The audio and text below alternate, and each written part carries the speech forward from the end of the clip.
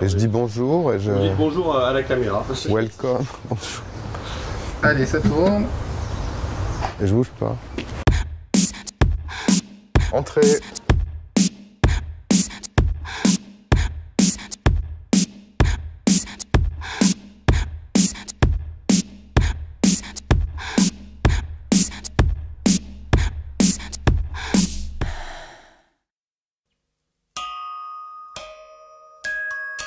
Alors la question d'inspiration, c'est toujours quelque chose d'un peu délicat dans la mesure où il n'y a jamais de démarche consciente. Ou en tout cas, si certains créatifs ont cette démarche-là, c'est une démarche dans laquelle je ne me reconnais pas. Je suis assez fan des objets qu'on a tous en main depuis qu'on est gamin, sans y penser, et qui font partie de l'inconscient collectif. Moi, je travaille beaucoup graphiquement les dessins, donc ça peut être autour d'univers végétal, animal ou encore tendance par rapport à la mode. Donc je m'inspire pas mal aussi de magazines, comme des magazines de tendance qui vont autant parler de mobilier ou de design contemporain en fait.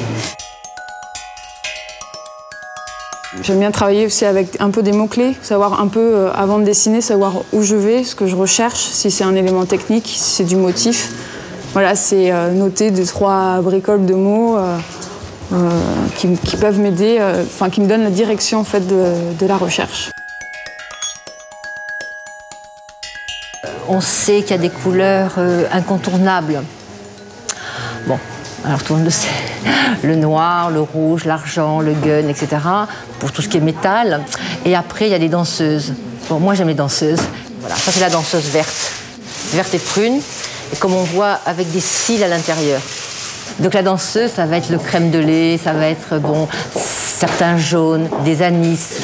Et puis après, j'aime bien le mélange aussi difficile. Parce que je trouve qu'il faut toujours chercher l'impossible, l'inimaginable, aller toujours plus loin. Parce que bon, ça fait avancer, ça fait travailler, c'est un jeu d'esprit, c'est jouer.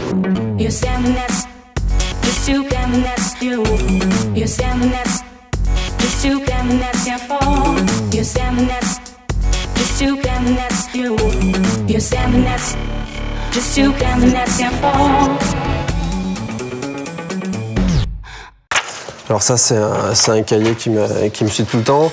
C'est un objet avec lequel sur lequel on dessine dans le train, dans l'avion, quand on est pressé, pas pressé, donc ça tremblote, ça chevrotte, c'est tout en pagaille. Alors c'est un peu ésotérique comme truc, c'est incompréhensible, mais ce qui est intéressant, c'est quelque chose de vivant. Voilà, c'est pas de la création de laboratoire qu'on fait dans un endroit forcément au calme, tout seul. Voilà, ça vit avec nous, c'est aussi bordélique que nous parfois. Et on est le seul à pouvoir relire les histoires qu'il y a sur ces cahiers-là, mais c'est un outil fondamental.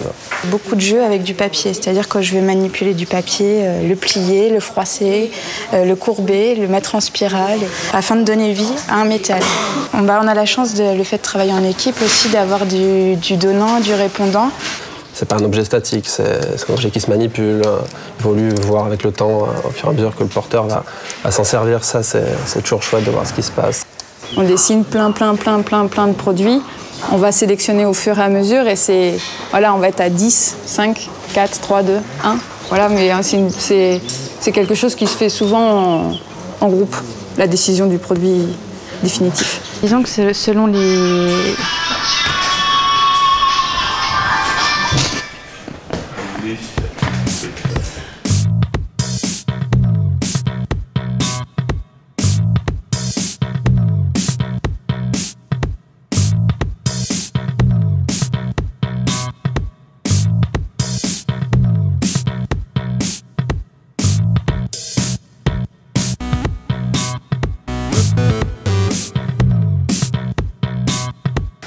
Je ne pars pas d'une forme comme ça pour faire ça. L'acétate se fait souvent 6 mois à 9 mois en amont, avant même que ce produit n'existe. Donc si vous voulez, quelque part, l'avance, elle est là, le produit est là. Et après, c'est la chimie des deux qui va fonctionner. C'est tout. Mais d'abord, la recherche de la matière, elle est très largement en avance, en amont. Des fois, c'est 6 mois, 9 mois, 1 an. Et après, il y a le proto.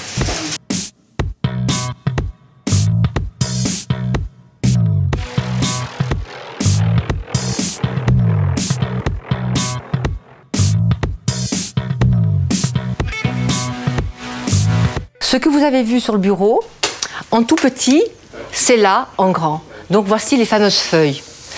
Tous ces coloris, tous les coloris ici sont exclusifs à Jean-François Rey. Et j'adore ça.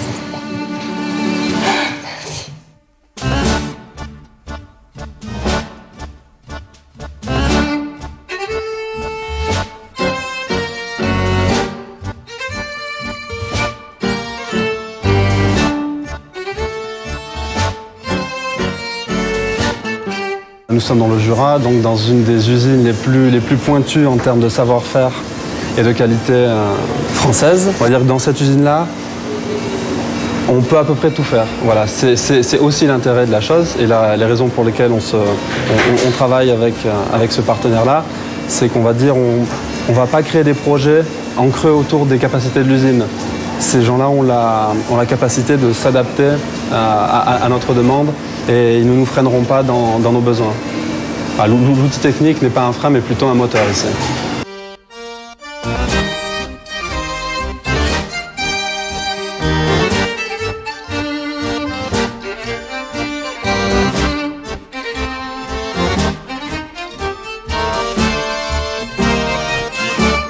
Ce qu'on est en train de voir maintenant, c'est très important, et ça fait partie des choses qui ont énormément de valeur sur nos montures, c'est le Made in France.